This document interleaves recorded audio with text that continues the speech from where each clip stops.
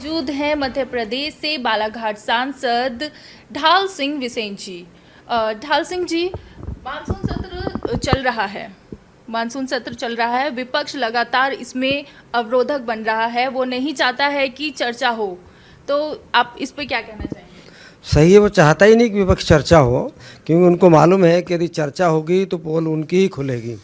और इसलिए जब सरकार की तरफ से बार बार कहा जा रहा है कि हम चर्चा के लिए तैयार हैं, चर्चा के लिए समय अध्यक्ष जी तय करेंगे। आज भी गृह मंत्री जी ने आकर के 2:30 बजे जब कहा कि हम सरकार चर्चा के लिए तैयार है, हम अभी चर्चा करने तैयार हैं, तो अनावश्यक अब कहने लगे नहीं प्रधानमंत्री जी के आके जवाब दें। तो भाई आप पहले बताइए कि चर्चा होगी तभी तो कोई जवाब आएगा।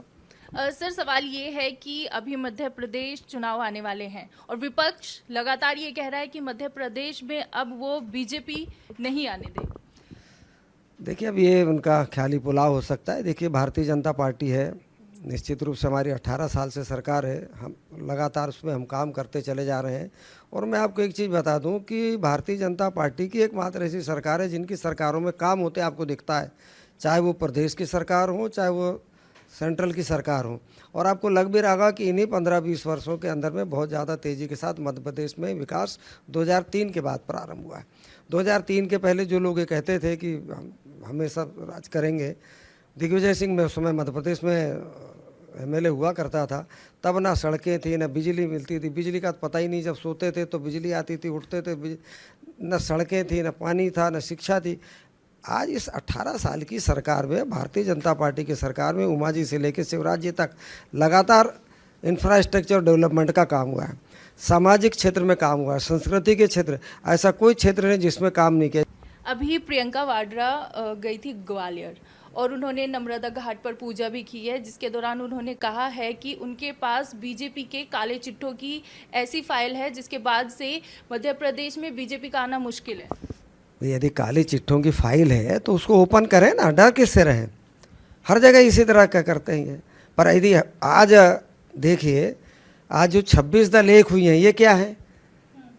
अब उनके बारे में बताना ज़रूरी है क्या? किस तरह से इन्होंने लूटा, जो खुद जेल से बेल पे हैं, जिनके ऊपर लाखों करोड़ों रुपए के भ्रष्टाचार के गबन के मामले हैं। तो इसलिए इसको इस भाषा में कह सकते हैं कि हम कहते हैं कि सुई बोले तो बोले, छलनी बोले जिसमें 100 छेद हों। सर, आखिरी सवाल है, सुदर्शन न्यूज़ के प्रधान संपादक सुरेश चौहान के जी जनसंख्या वृद्धि रोकने का कानून की मांग कर रहे हैं, तो इस पे आपका क्या?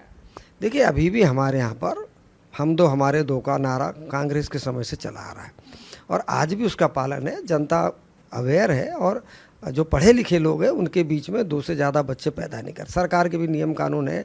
मध्य प्रदेश में जैसा हम 2 से ऊपर बच्चे होते हैं उनको नौकरी नहीं देते हैं, पर यदि कोई पैदा करे तो उसके ऊपर रोक लगती नहीं है। पर कहीं ना कहीं देश की बढ़ती आबादी, देखो ज़मीन तो उतनी है, जनसंख्या, जब हम देश आज़ाद हुआ तब हम 33 करोड़ थे, आज हम 75 साल में हम 140 करोड़ हो गए। तो धरती हमारे पास उतनी है, जन संसाधन हमारे पास उतने ही है। जब संसाधन कम होंगे, जनसंख्या ज़्यादा बढ़ेगी तो कहीं ना कहीं महंगाई आएगी, रोज़गार की समस्याएं पैदा होंगी। तो इसी कारण से आज रहने के लिए और खाने के लिए सारी चीज़ों की कमी आती है। और इसलिए आज हम विश्व के सबसे बड़े देश हो गए जनसंख्या के मामले में। तो निश्चित रूप से सरकार को इसमें सख्ती करनी पड़ेगी और खास करके उन लोगों के लिए विशेष कानून बनाना पड़ेगा जिनको जनसंख्या वृद्धि पर, जिनको कोई ये नहीं लगते हैं और जो ये कहते हैं कि साहब वृद्धि नहीं हो, ये तो ईश्वर की देन है। तो ऐसा नहीं, ये देश हमारा, ये देश के लिए हमको सबको एक साथ मिलकर काम करना पड़ेगा, ना कि कोई एक वर्ग या एक जाति धर्म के लोग उसका पालन करें और दूसरा पालन नहीं करे।